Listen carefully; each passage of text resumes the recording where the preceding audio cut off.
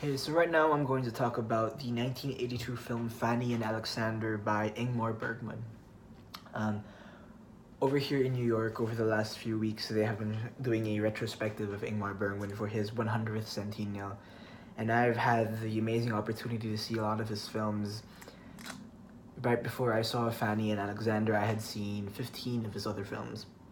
Some of my favorites of his up to that point have been Wild Strawberries, The Virgin Spring, The Silence. There are a lot of great films I really enjoyed from his Smile to a Summer Night, and I was always looking forward to Fanny Alexander. I think as I started to watch movies over the last couple of years, Fanny and Alexander was always this kind of movie that I'd always hear about, but never had the opportunity to see, and I had never wanted to. I never had the chance to get a Blu-ray of it or whatever, and I was familiar that there were two versions of it. There's a film version that's around 3 hours long, and a mini-series version, which is the full version, which was 5 hours long. At Film Forum, where I watched these films, they showed the entire mini-series in one afternoon. So I had the opportunity to see that over there, and I have to say it's my favorite film by Ingmar Bergman. Of the 16 films I'd seen of his, I think by far Fanny and Alexander, maybe not by far, but Fanny and Alexander is definitely my favorite one. It feels like it is this culmination of all these themes he has been building up from in his entire career. From what I understand, he directed the film in 82, or in 81, I guess, or 80. But he directed the film with the thought of it being, it was going to be his last film. And you could really tell in the movie how much of it feels like he wants to put all the themes that he has been building up to in his career and grappling with since the late 40s and early 50s with Summer Interlude or something or whatever, but all the way in Through a Glass Darkly in the 60s, Persona, all the way up to this film right here. And it's when you watch a lot of these Bergman films, one of the things that you immediately notice is that he cares a lot about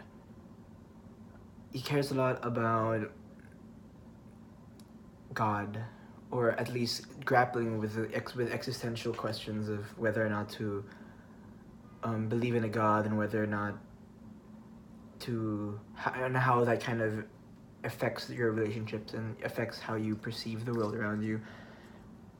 And a lot of the times, he comes out on the other side, in which there is no God, or the God that's there is a cruel God.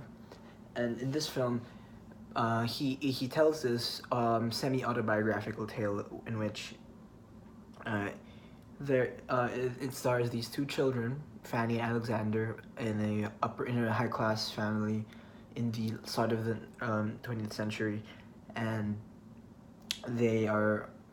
while they are quite well off, they are part of this very dysfunctional family. And as the movie progresses, and some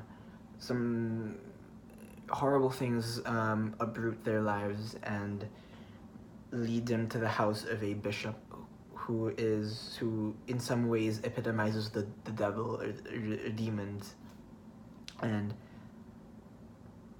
it's just very fascinating to look, because this is supposed to be semi-autobiographical, and you kind of see if from a very young age, Ingmar Bergman had to deal with so much trauma, with the trauma having to do with relationships with the church and with God, and with the members of the church that are supposed to be the ones who are the best of examples or representations of God on earth.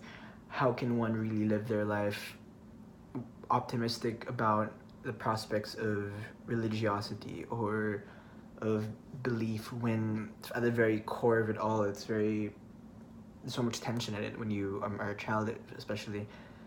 And the film is filled with wonderful spots of magical realism, in the sense that throughout the film, Alexander sees many ghosts.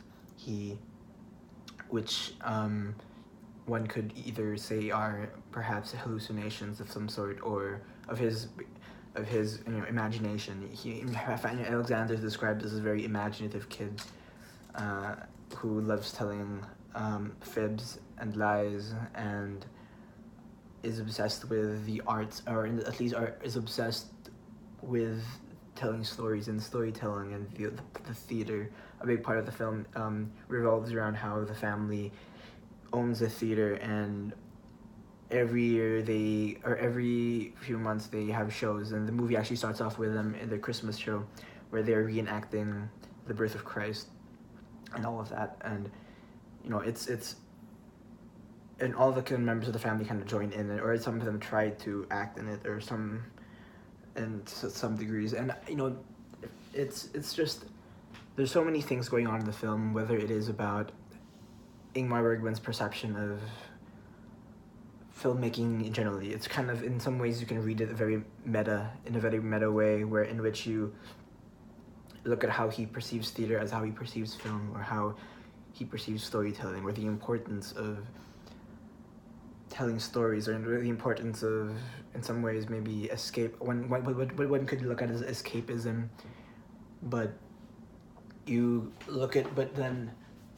some kind of importance in that. And in some ways, there are two main speeches that kind of reflect this theme, one at the beginning, one at the end, in which Fanny and Alexander's father at the start gives a speech about the importance of, or the joy he gets from creating worlds within the theater, and how the little world in the theater reflects the outer world, and it helps people deal with going to the theater and experiencing these recreations helps people deal with the outside world. And at the end, one of the brothers of the father has a similar speech, in which he instead of using the metaphor of the theater, he uses the metaphor of the family unit, of the little world of where we live, our context every day, and how that can be magnified in the sense of the entire experience of living, and how important it is to stick together and just love each other and be happy. And when you're happy, you have to stay happy, or at least when you're happy, you have to enjoy the being of you enjoy being happy while you're happy, because you never know how long it lasts and what tragedy can befall you. So anyway, it's such a great film. I could talk about this for hours, but I'm trying to cut this thing short. So I highly recommend Ingmar Bergman's Fanny and Alexander. It's pretty long. I recommend you watch the long version, and you can watch it in parts. And it has some of the most harrowing images I've ever seen in film, and some of the most heartwarming. So I highly recommend it. It's definitely one of Ingmar Bergman's more accessible films, and so it's a good starter, I think, or it could be a great ender for me, at least, with not ender, but then it's a great thing to watch after seeing a lot of his films, seeing him struggle with faith. But anyway, great film. I highly recommend it.